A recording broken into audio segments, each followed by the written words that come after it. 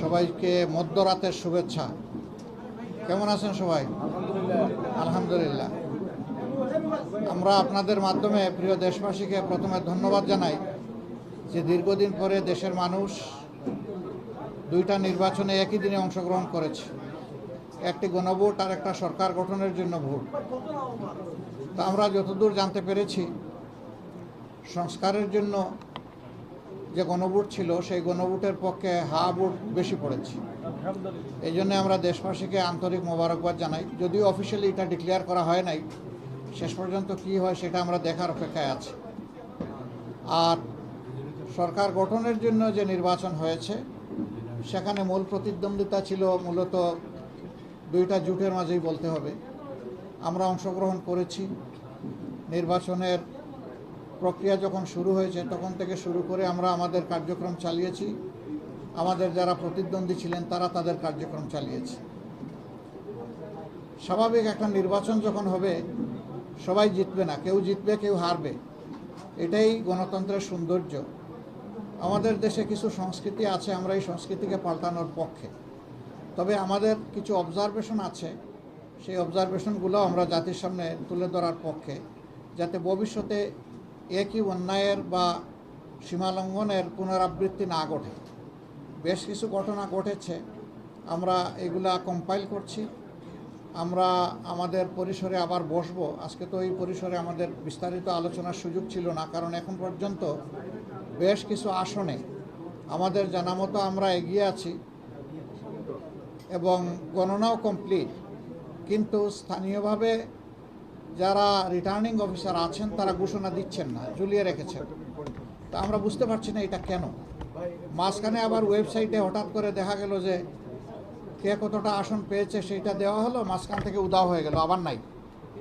আমাদের লোকদেরকে বসিয়ে রাখা হলো দীর্ঘ সময়। এই একটু আগে ওনারা একদম প্রথম পর্যায়ে 10টা 12টা কেন্দ্রের যে ফলাফল সেগুলা ঘোষণা করা শুরু করেছে, সেটা আবার বেসরকারি। তো আমরা সব মিলেই এখন আপনাদের সামনে পূর্ণাঙ্গ কোনো বক্তব্য দিতে পারছি না বলে আমরা দুঃখিত। আমরা দিব ইনশাল্লাহ।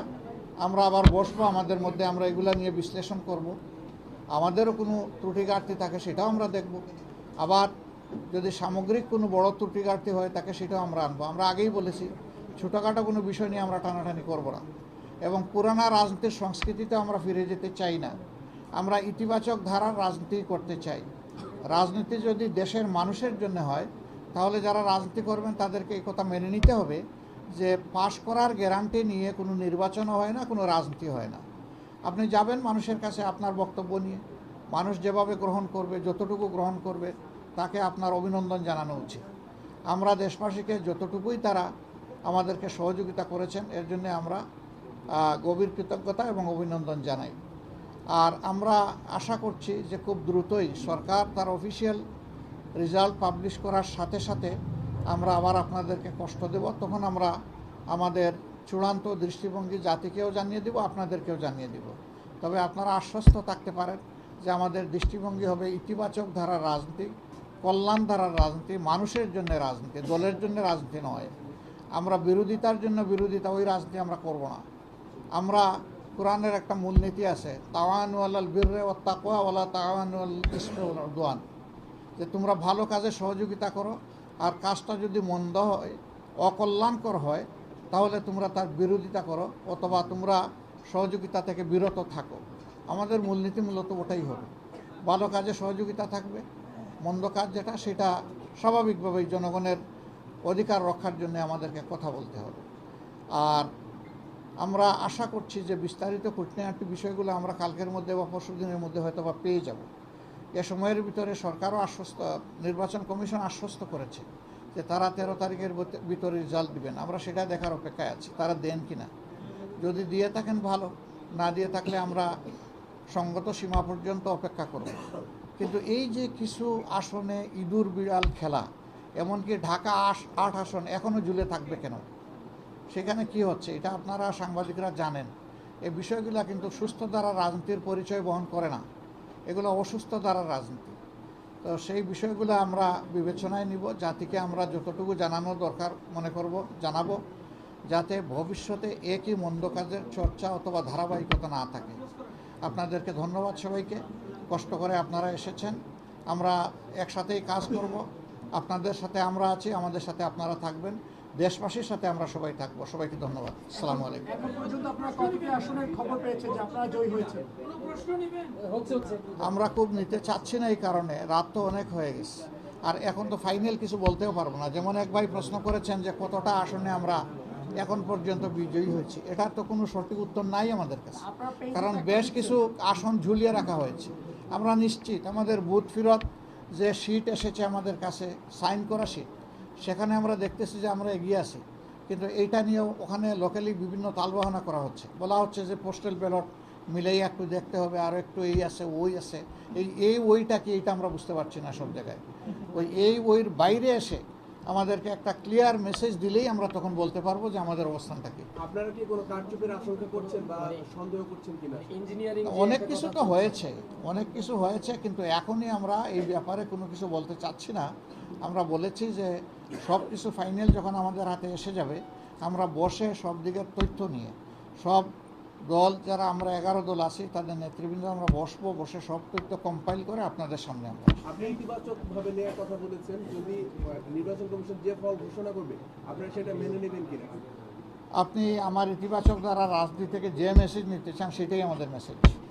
ভাই, আপনি বলছিলেন যে অনেক জায়গায় যে গণনা করা হচ্ছে, হুট করে আপডেট আসা বন্ধ হয়ে হ্যাঁ, গেছে। বন্ধ হয়ে গেছে। এইটা আসলে আপনি কি কাউকে দায়ী আমরা তো করবেন? এটা অবশ্যই কেউ না কেউ এটার জন্য দায়ী হবে, এই জন্য আমাদের এইগুলো আরও জানতে হবে, চেক করতে হবে। তখনই আপনাদের সামনে কনফার্ম না হয়ে একটা কথা আমি বাতাসে ছেড়ে দিলাম, পরে দায়িত্ব আমার উপরে আসবে, আমরা ওটা চাচ্ছি না।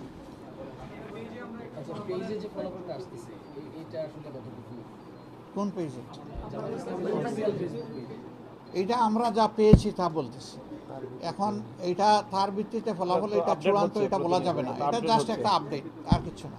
নাহিদ ভাইয়ের ব্যাপারে কি কোনো আপডেট এসেছে? যদিও কার? নাহিদ ভাইয়ের ব্যাপারে আসিফ মাহমুদ সজীব অলরেডি তার ফেসবুকে পোস্ট করেছেন যে উনি বিজয়ী হয়েছেন, বাট অফিশিয়ালি কোনো আপডেট কিন্তু কারোটাই আসে না, বেসরকারি না, অফিসিয়াল ফলাফল তো এখনও ঘোষণা করা হয়নি। এখন রিটার্নিং অফিসাররা যেটা করতেছেন এটা কিন্তু অফিসিয়াল না, অফিসিয়াল হবে যখন গেজেট আকারে প্রকাশ হবে। এখন যেটা এটা জাস্ট নন অফিসিয়াল প্রাইমারি রেজাল্ট, কিন্তু এটাই শেষ পর্যন্ত অফিসিয়াল হয়।